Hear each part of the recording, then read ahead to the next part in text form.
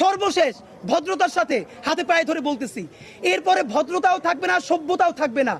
Bathroom পরিষ্কার করার ঝাড়ু স্যান্ডেল নিয়ে কিন্তু রাস্তায় নামবো।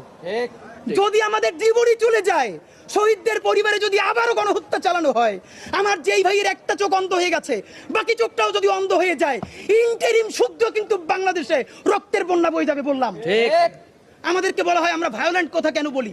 কাজ করে ভায়োলেন্ট, গণহত্যাকারীরা পালাইতে দেয়, হাজার হাজার কোটি টাকা খায়, বদমাইশি করে, টেন্ডারবাজি করে, গণহত্যা প্রত্যেকটা খুনিকে সীমান্ত পার করে দেয়। আমাদেরকে বলে কি এত উশৃঙ্খল কথা বলে কেন? মানে এদেরকে দরকারই হলো কথার আগে জুতো মারা, এইটা মারতে পারিনি, এইটা আমাদের ব্যর্থতা।